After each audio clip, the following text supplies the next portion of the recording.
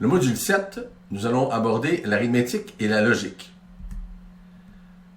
Plus en détail, nous allons aborder les concepts d'entiers négatifs et de complément d'eux. Nous allons voir les instructions pour procéder à une addition ou une soustraction. Nous allons voir les notions de carry et overflow. Nous allons voir les instructions pour procéder à des opérations logiques et faire des masques. Nous allons voir également certaines instructions pour faire des comparaisons et des ramifications. Nous allons voir les notions de shift, rotate et la sérialisation. La sérialisation consiste à faire transmettre bit par bit donc de l'information sur une pin de sortie du microcontrôleur. On peut utiliser le port série pour parvenir, mais le protocole RS-232 ne nous donne pas toute la latitude et tout le contrôle pour le transfert. Donc, on va voir une façon différente d'y parvenir en ayant tout le contrôle sur le transfert de l'information. Et on va enfin finir par le BCD, qui est une forme d'identification des chiffres de 0 à 9 en utilisant une forme binaire. Donc, on peut être amené à vouloir effectuer certaines opérations arithmétiques avec un microcontrôleur. Et maintenant, nous allons voir les moyens pour y parvenir. Commençons d'abord par l'instruction add. L'instruction add me permet d'additionner deux nombres, mais ne me permet pas d'accéder directement à la mémoire. Par conséquent, avant de procéder à l'addition, je dois charger les valeurs additionnées dans un registre et ensuite procéder à l'addition. Donc, on va utiliser les General Purpose Register. Aussi, les opérations arithmétiques et logiques vont changer l'état des drapeaux dans le registre de statut. On sait que dans le registre de statut, il y a 8 drapeaux. Chacun de ces drapeaux a une fonctionnalité et sont utilisés par le CPU et vont même être utilisés par le programmeur pour prendre des décisions. Or, dans le présent module, nous allons voir comment le résultat des opérations arithmétiques et logiques font changer le statut des drapeaux. Comme par exemple ici, nous avons une addition. Nous voulons additionner F5 en hexadécimal avec 0B en hexadécimal. Donc, on doit premièrement charger les deux valeurs dans des registres et ensuite, on utilise l'instruction add donc pour additionner le contenu du registre R22 au contenu du registre R21 et on sauvegarde la somme dans le registre R21. Ici, l'équation mathématique équivalente à l'instruction add. On retrouve aussi notre addition sous forme binaire. Donc, ici, finalement, on voit qu'il est possible de procéder à l'addition bit par bit. Donc, 1 plus 1 égale 2. Donc, on met 0 et il va y avoir un reste. Mais ce reste-là, on va donc le mettre ici. Et là, on va continuer l'addition. 1 plus 1 égale 2. 2 en binaire, c'est 0 et 1. Donc, mon reste, je le mets ici. 1 plus 1 égale 2. 2 en binaire, c'est 0, 1. Mon 0, je le mets ici. Mon reste, je le mets là. 1 plus 1 égale 2. 2 en binaire, c'est 0, 1. En fait, 1, 0. Mais je mets mon 0 ici. C'est le bit le moins significatif. Et le bit le plus significatif devient mon reste. 1 plus 1 égale 2. Je mets le bit le moins significatif 0 ici. Et le plus significatif devient mon reste. 1 plus 1 égale 2. Je procède de la même façon. Mon 0, mon reste ici. 1 plus 1 égale 2. Donc, mon 0, je le mets ici. Le bit le moins significatif. Le bit le plus significatif, c'est mon reste. Et enfin, 1 plus 1 égale 2. Donc, mon bit le moins significatif ici. Et le plus significatif, je le mets ici. Or, on remarque que j'ai ici un reste qui provient du bit 7. Le bit 7, c'est celui-ci, le bit 7. N'oubliez pas, les bits sont numérotés de 0 à 7. Lorsque j'ai un reste sur le bit 7, le drapeau C prend la valeur 1. Alors, c'est la raison pour laquelle mon drapeau C, ici, prend la valeur 1. Et à plus forte raison, vous remarquez également que la valeur de l'addition donne 0.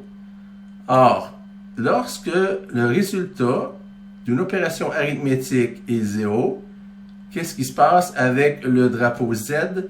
Le drapeau Z prend la valeur 1 également. Et lorsqu'il y a un reste provenant du bit 3 et se remettant au bit 4, eh bien, mon drapeau H prend la valeur 1. Et c'est enfin ce qui s'est produit ici, puisque du bit 3 au bit 4, il y a eu un reste. Donc, mon drapeau H a pris la valeur 1. Alors, on voit ici que, dépendamment du résultat d'une opération arithmétique, plusieurs drapeaux vont changer de statut.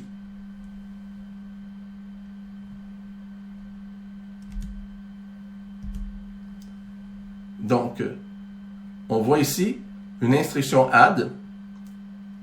Et là, cette fois-ci, on va vouloir additionner une valeur de la mémoire à la location 400 en hexadécimal. Il y a une valeur 33. Donc, on va écrire un programme qui va additionner cette valeur à la valeur 55. Alors, premièrement, on va charger la valeur qui est dans la mémoire RAM dans un registre, avec ici un load from memory. Donc, je charge la valeur à l'emplacement 400 de la RAM dans le registre 2. Ensuite, je fais un load immediate de la valeur 55 dans mon registre 21. Et enfin, comme mes valeurs sont dans les registres, je peux procéder à l'addition. La valeur dans le registre R2 est ajoutée à la valeur du registre R21 et la somme est mise dans le registre R21. Voyons maintenant l'instruction ADC. ADC pour Add with Carry. Or, on va utiliser cette instruction lorsqu'on va pouvoir utiliser 16 bits pour effectuer l'addition. Donc, en utilisant 2 octets, ça me permet de faire des additions sur des nombres beaucoup plus grands. Parce qu'avec un seul octet, je suis limité à des nombres pas plus grands que 255. Donc, en utilisant 2 octets, ça me donne plus de flexibilité. Voyons donc comment on procède quand j'utilise 16 bits pour effectuer une opération arithmétique. Ici, on a un exemple où on veut additionner donc les nombres 3C7 en hexadécimal et 3B8D en hexadécimal. On va placer donc la somme dans 2 registres, R3 et R4, puisque mes quantités additionnées sont sur 2 registres, c'est-à-dire 2 octets. Alors, on va premièrement charger donc les valeurs dans les registres. Donc, évidemment, ici, mon 3B8D, je vais l'emmagasiner dans 2 registres. Donc, l'octet le plus faible dans R1, l'octet de poids le plus fort dans R2, et la même chose avec le deuxième nombre, c'est-à-dire que E7 va être sauvegardé dans R3 et l'octet de poids le plus grand dans R4. Et là, je vais utiliser la fonction add pour additionner les 2 octets de poids le plus faible, c'est-à-dire E7 et 8D. Ces 2 octets, je vais les additionner avec l'instruction qu'on a vue précédemment, add. Donc, add R1, R3, qui sont les octets de poids le plus faible. Et pour additionner les octets de poids les plus forts, c'est-à-dire 3C et 3B, je vais utiliser la nouvelle commande qu'on vient de voir, add with carry. Et add with carry va additionner les 2 octets de poids le plus fort en tenant compte du reste provenant de l'addition des octets de poids le plus faible. On peut voir en détail ici l'opération. Donc, R3, quand je fais un add R3, R1, eh bien, la valeur de R1 est additionnée, ajoutée à celle dans le registre R3 et la somme est gardée dans le registre R3. Donc, l'équivalent mathématique ici. Mais on remarque qu'il y a un reste provenant de l'addition des deux octets de poids les plus faibles. Ce reste va être considéré par la deuxième opération ADC, R4, R2. Donc, j'ajoute la valeur du registre R2 à celle du registre R4. Je garde la somme dans le registre R4 et en plus, je vais y additionner le reste qui est dans le registre C. Et on a ici l'opération mathématique qui décrit ce qui a été effectué par l'instruction ADC. Par conséquent, j'ai donc gardé la somme des octets les moins significatifs dans le registre R3 et la somme des deux octets de poids les plus forts avec le reste dans le registre 4. Voyons maintenant l'instruction pour soustraire, pour subtract. Donc, lorsque l'on veut soustraire un nombre, on a deux instructions. Il y en a plusieurs finalement des instructions, mais on voit qu'on a l'instruction sub. L'instruction sub me permet donc de soustraire la valeur RR qui se trouve dans le registre RR à celle se trouvant dans le registre RD et la différence est sauvegardée dans le registre RD. Cette instruction sub ne me permet pas d'accéder directement à la mémoire. Donc, je dois charger les valeurs sur lesquelles je veux effectuer une soustraction dans les registres, General Purpose Register, et par la suite, je procède à l'instruction, à l'exécution de l'instruction. Mais on va voir qu'il y a une instruction qu'on appelle sub-i qui me permet, elle, de faire une soustraction en y inscrivant directement la valeur sans passer par un registre. Tous les microcontrôleurs vont contenir certaines circuiteries pour procéder à des opérations arithmétiques. Comme par exemple, certains vont avoir une circuiterie pour faire l'addition. Certains CPU vont avoir une circuiterie pour faire la soustraction, d'autres pour faire la division. Cependant, dans les petits microcontrôleurs, les ressources sont limitées. Et pour éviter de prendre trop de transistors, dans le microcontrôleur que nous utilisons présentement, le 328P, il n'y a pas de circuiterie pour faire de soustraction. Alors, ce qu'on va faire pour faire une soustraction, on va utiliser l'addition et un concept qu'on appelle le complément 2. Alors, le complément 2 est une opération qui consiste... Donc, par exemple, si j'ai ici le nombre 23 en hexadécimal, son équivalent en binaire est ici. Maintenant, si je veux prendre le complément 2 de ce nombre, tout ce que je fais, c'est que je vais d'une part, premièrement, inverser les bits. Alors, un 1 devient un 0. Un 1 devient un 0. Un 0 devient 1. Un 0 devient 1. Un 0 devient 1. Un 1 devient un 0. Un 0 devient 1. Et un 0 devient 1. Ça, c'est la première étape. J'obtiens ce qu'on appelle un complément 1. Ici. Pour obtenir le complément 2, je dois additionner 1. Alors là, j'additionne 1, qui est ici, à la valeur binaire que j'ai obtenue en inversant tous les bits. Donc, si je fais 0 plus 1 ici, ça me donne 1. Maintenant, ici, j'ai 0 qui va me donner directement 0. J'ai 1 qui me donne directement 1. J'ai 1 qui me donne directement 1. 1 qui me donne directement 1. 0 qui me donne directement 0. 1 qui me donne directement 1. 1 qui me donne directement 1. Alors, ceci, c'est ce que j'appelle le complément 2 de ce que j'avais initialement ici. Et vous remarquez que si j'additionne un nombre avec son complément 2, ça va donner 0. Parce que le complément 2, c'est comme l'opposé.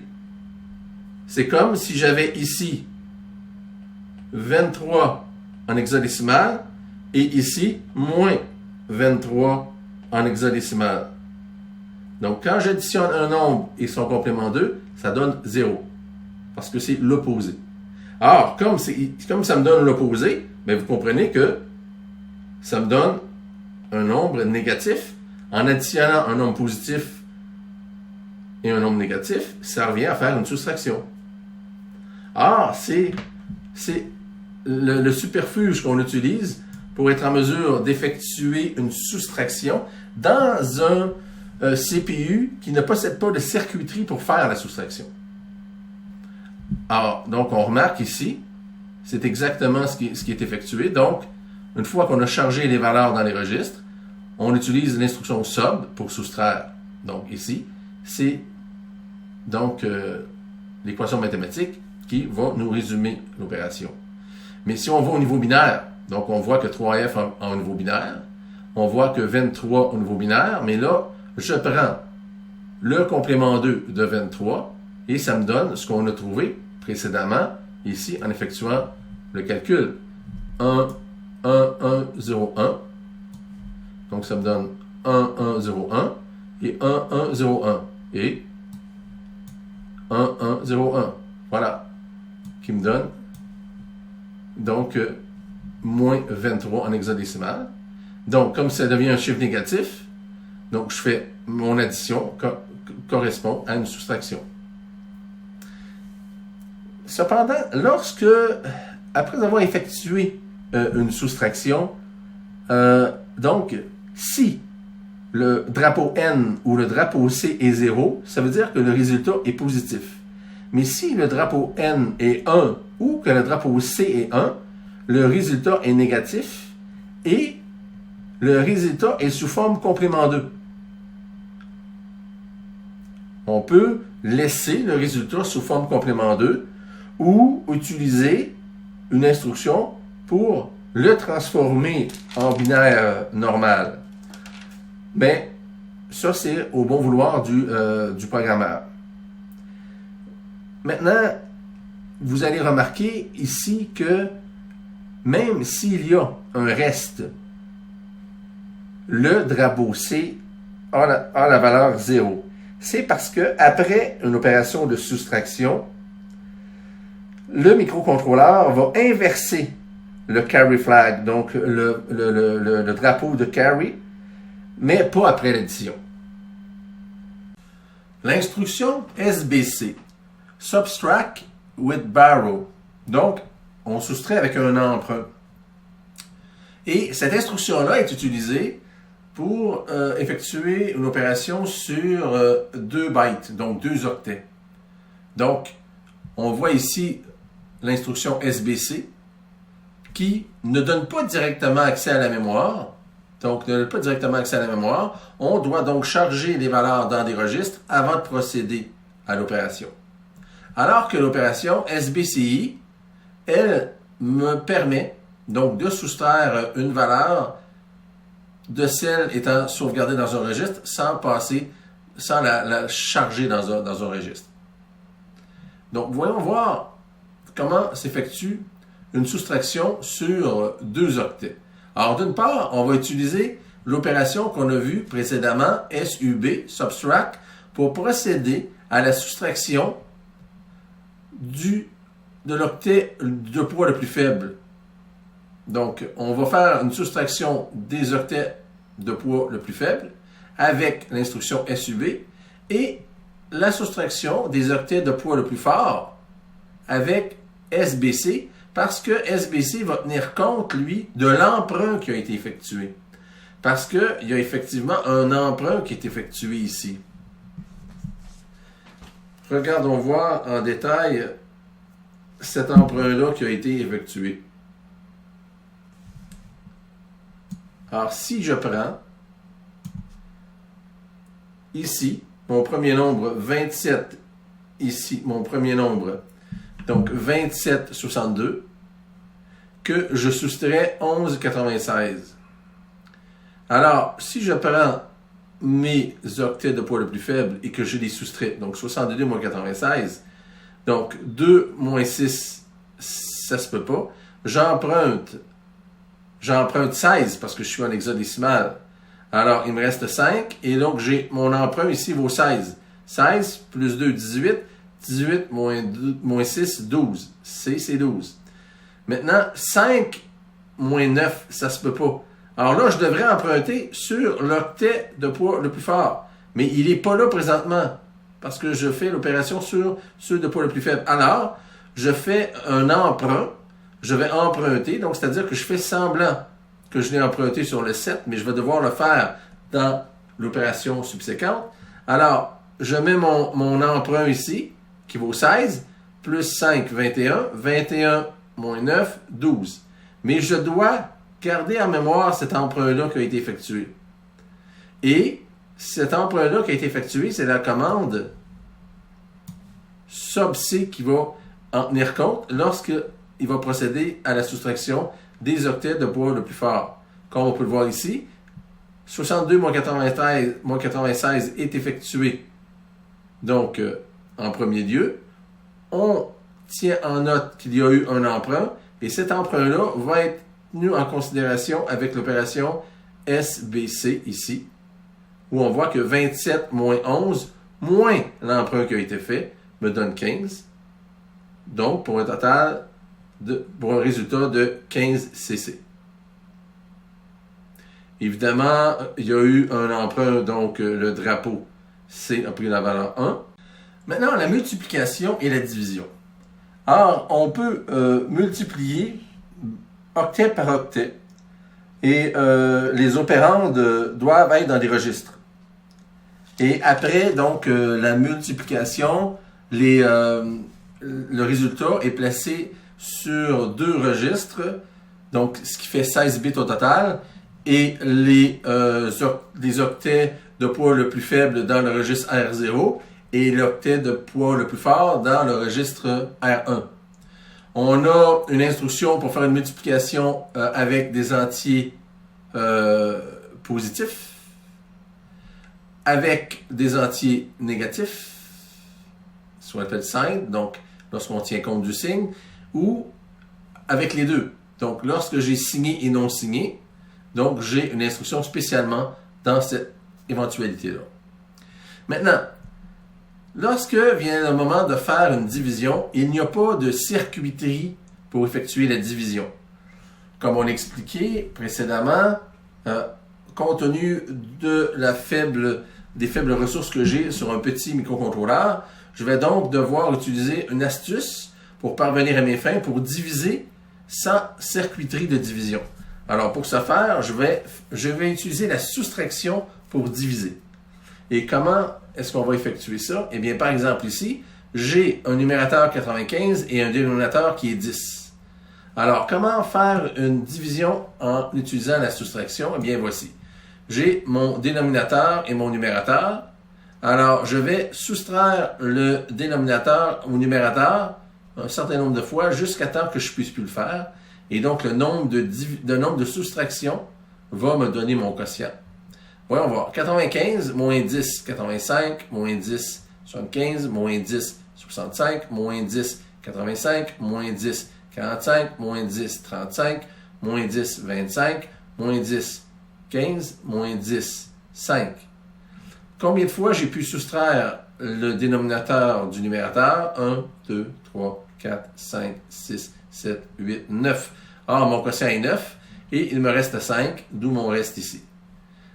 Alors ici, on voit qu'en utilisant l'instruction subtract, eh bien, je soustrais un certain nombre de fois le dénominateur du numérateur jusqu'à ce que je puisse plus soustraire, que je sois obligé de faire un emprunt.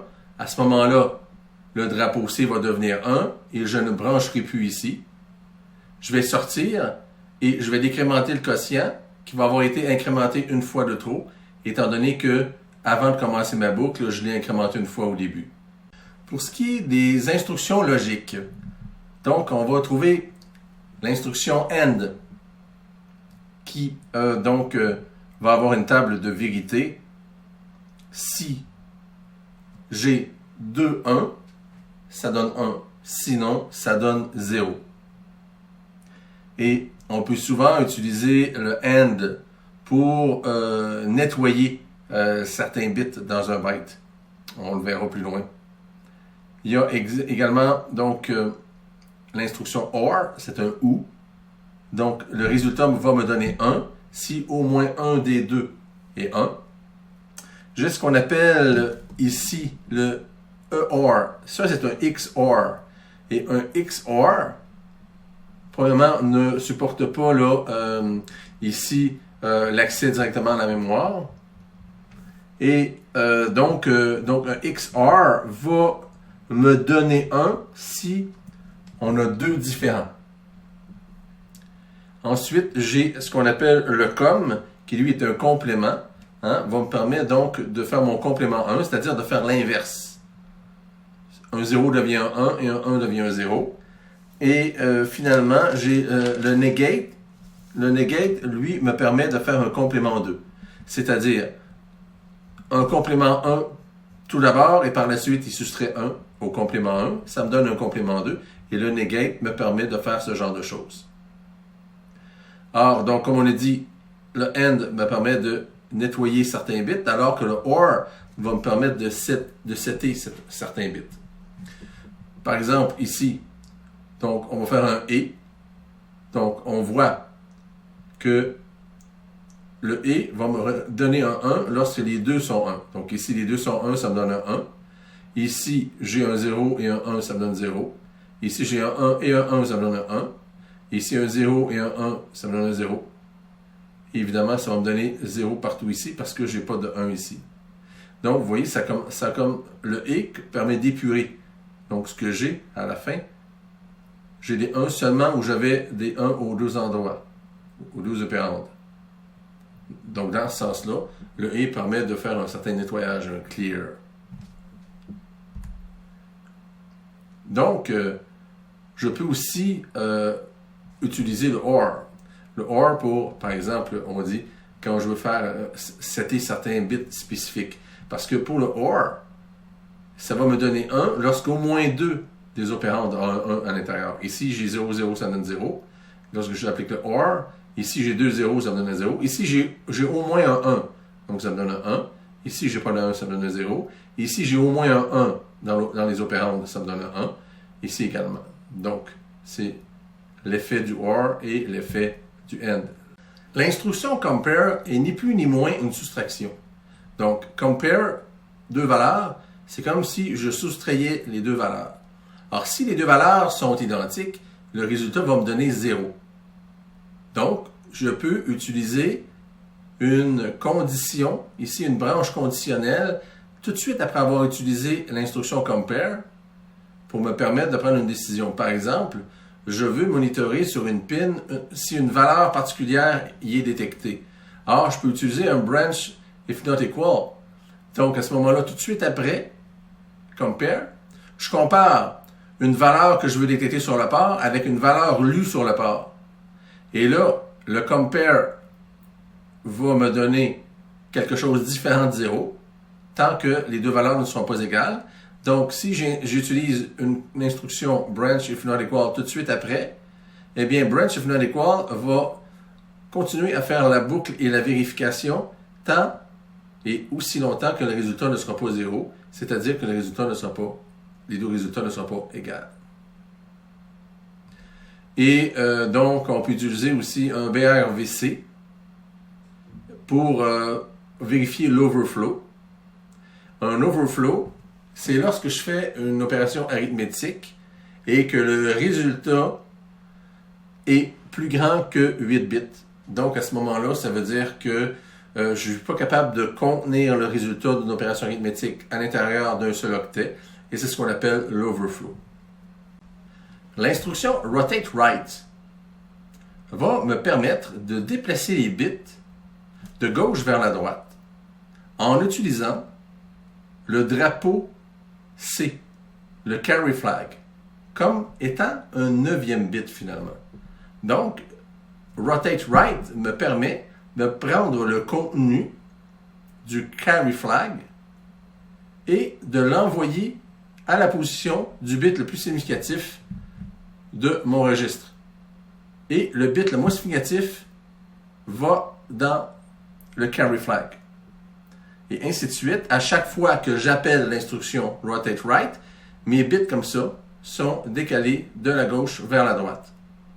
Alors, on peut voir ici, si j'ai initialement cette valeur-ci inscrite dans mon registre, alors, donc, dans le registre 20, je fais un rotate right. Alors, initialement, j'ai fait un clear carry flag pour qu'il soit à 0.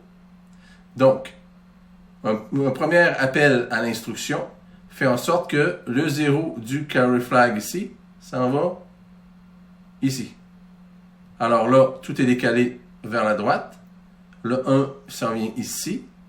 Ce 1 ici s'en vient là. Le 0 s'en vient ici. Le 0 ici. Le 1 ici. Le 0 est celui qui est introduit. On fait finalement un autre rotate. Alors là, qu'est-ce qui va advenir? Eh bien, ici, le moins significatif va s'en aller dans le drapeau carry bit. Le carry bit devient 1.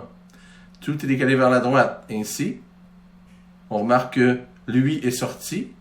Celui-ci devient là. Le 0 ici devient ici. Le 0 ici devient là. Le 1 devient là. Et ainsi de suite. Et donc, si j'appelle un autre rotate right, tout encore va être décalé. Mais cette fois-ci, j'ai un 1, donc le carry flag va ici encore être 1. Et là, le 0 devient ici, le 0 devient là, le 1 ici, le 0 ici, et là, le 1 qui était à l'autre bout redevient ici. Donc, ça me permet de faire une migration des bits de la gauche vers la droite, et ça peut être utile quand je fais de la sérialisation. Je peux également faire l'inverse. Rotate left, qui me permet donc d'envoyer les bits de droite vers la gauche. Ainsi, le bit le plus significatif va sortir dans le carry flag et le carry flag va prendre la place du bit le moins significatif. Et donc, je fais un déplacement des bits de la droite vers la gauche. Donc ici, si je fais un set carry flag pour le mettre à 1, eh bien là, mon carry flag sera à 1. Et donc, je pars avec cette valeur-ci. Alors, je vais déplacer tout vers la gauche. Donc, qu'est-ce qui va se produire? À ce moment-là, le 1 qui était ici va devenir là. Le carry flag qui était 1 vient de rentrer. Il vient d'être inséré à la position du bit le moins significatif. Et donc, tout est décalé vers la droite. On voit ici donc le 1 qui était ici est devenu là, le 0 qui était ici est devenu là, le 1 qui était ici est devenu là, le 0 qui était ici est devenu là, et ainsi de suite. Si je fais encore un rotate left, eh bien tout va être décalé vers la droite encore une fois. Parce que le plus significatif va devenir le moins significatif. Donc le 0 ici va s'introduire ici. Et donc, j'ai 2 0 ici. Et puis là, le 1 qui est ici est devenu là, le 1 qui est ici est devenu là, le 0 est ici, et ainsi de suite. Donc, je peux décaler les bits de la droite vers la gauche. Donc, ça peut être utile pour la sérialisation qui consiste à faire sortir un byte d'information bit par bit sur une pin de sortie. Et donc, je peux en arriver à faire un protocole de communication en ayant le plein contrôle. Je peux aussi utiliser le port RS-232, le port série avec le protocole RS-232, mais là, à ce moment-là, tout est géré. J'ai rien, j'ai pas de contrôle sur la transmission des bits. Il y a également une instruction qu'on appelle Logical Shift Left, qui me permet d'entrer une valeur 0 à l'endroit du bit le moins significatif Et donc, tous les bits sont décalés vers la gauche. Et donc, le bit le plus significatif, lui, va sortir et s'en aller dans le carry flag. Or, cette opération-là, de shifter, si on veut, les bits vers la gauche, correspond à une multiplication par 2. Si, évidemment, après avoir fait mon opération, le carry flag n'est pas à 1. On a un exemple ici. Donc, on clear le contenu du carry flag. Et j'ai ma valeur initiale 26 en hexadécimal qui correspond à 38. J'ai mis mon carry flag à 0. Alors là, je fais rentrer 0 ici vers la droite, à la position du bit le moins significatif, ce qui me donne ça ici. Et donc, tous les autres bits sont déplacés vers la gauche. Vous voyez ici, 0 là et 0 ici, 0 là. Et le 0, lui, ici, il est sorti et dans le carry flag. Et donc, je refais l'opération, logical shift left. Et donc, on remarque ici qu'il y a un 0 qui est entré à la position du bit le moins significatif, ce qui fait que tout est décalé. Donc, le 1 ici est rendu là, le 1 ici est rendu là, le 1 ici est rendu là, etc. Et ici, j'ai un 1. Et ce qui fait qu'à la prochaine opération, le 1 qui est ici va s'en aller dans le carry flag, effectivement, dans le carry flag ici. Et qu'est-ce qu'on remarque? C'est qu'en déplaçant vers la gauche, l'opération résultante est une multiplication par 2. On multiplie par 2, on multiplie par 2, on multiplie par 2. En notant que le carry flag ne soit pas égal à 1. Si le carry flag est égal à 1, on remarque que l'opération n'a pas multiplié par 2. J'ai aussi l'opération inverse, logical shift right, où cette fois-ci, je fais entrer la valeur 0 à la position du bit le plus significatif, ce qui va décaler tous les bits vers la position du bit le moins significatif, et le bit le moins significatif va sortir et va aller dans le carry flag. Or, cette opération-ci, de déplacer les bits vers la droite, correspond à une division par 2. Va correspondre à une division par 2, mais comme l'opération va déplacer le bit de signe lorsque je suis signé, eh bien, ça va changer le signe du nombre, et à ce moment-là, cette opération, LSR, n'est pas faite pour diviser par 2 les nombres signés. C'est pour diviser par 2 les nombres qui sont non signés. On verra que pour diviser par 2 les nombres signés, il y a une autre instruction. Or, pour le moment, voyons voir 26 en hexadécimal, c'est 38. Et donc, j'ai ma valeur initiale, et là, j'insère les zéros à la position du bit le plus significatif. Donc ici, j'avais 2 zéros, j'en entre un, ce qui fait que tout est décalé vers la droite, et ça a pour effet de faire une division par 2.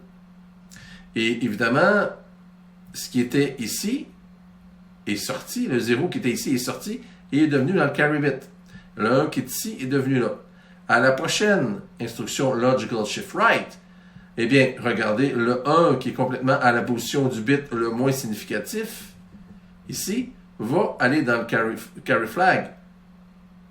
Et donc, tout va être décalé. Donc, le 1 ici est rendu là, le 0. Le 1 qui était ici était là.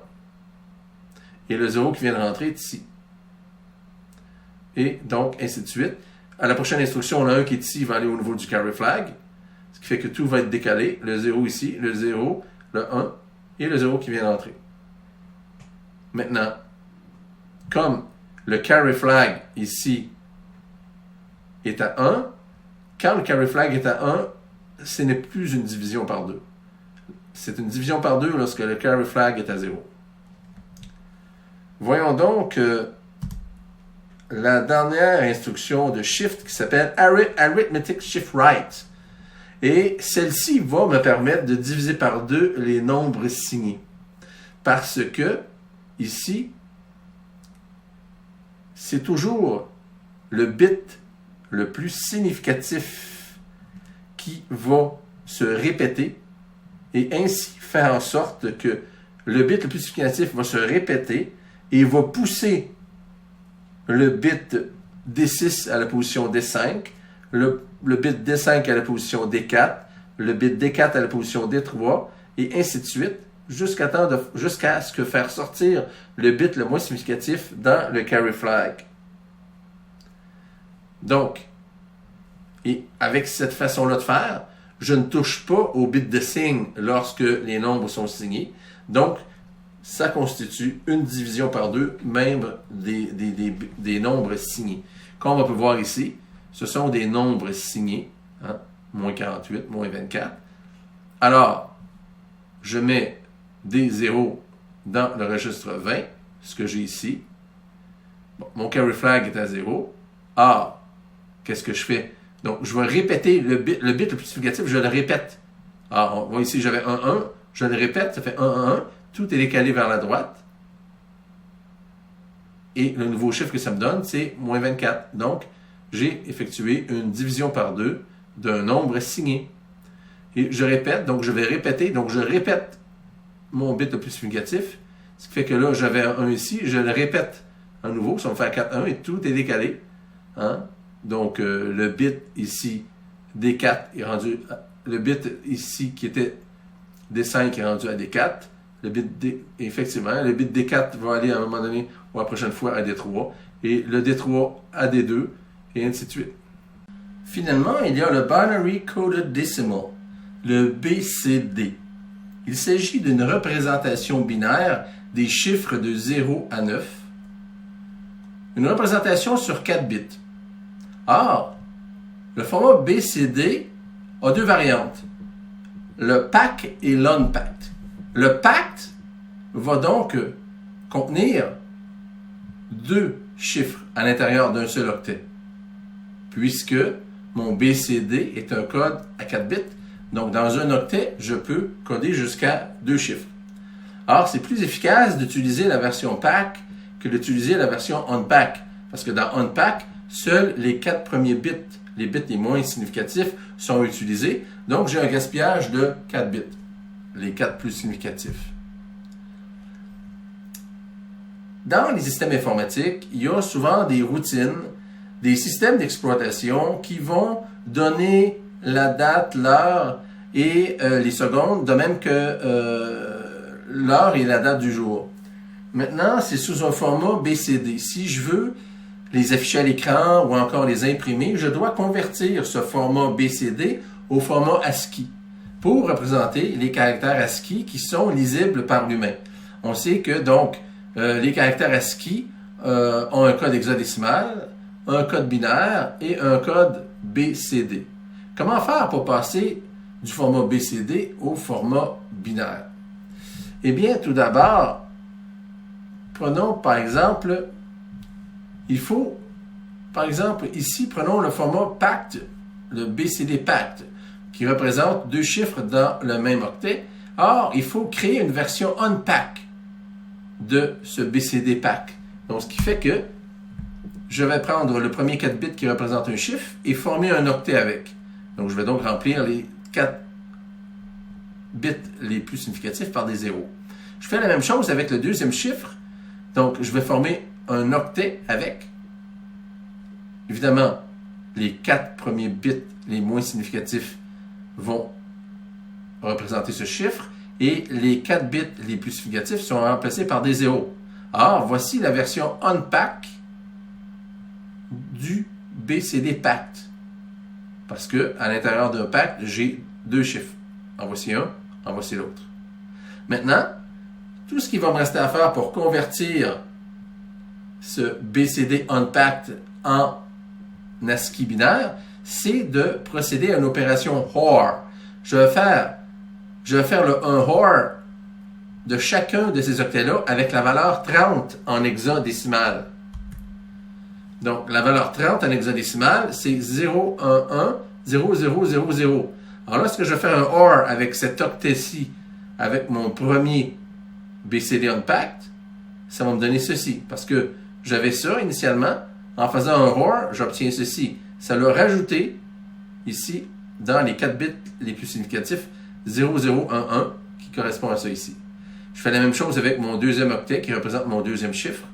Je fais un OR avec le 30 hexadécimal, ce qui fait que je passe de cette version-ci à cette version-là.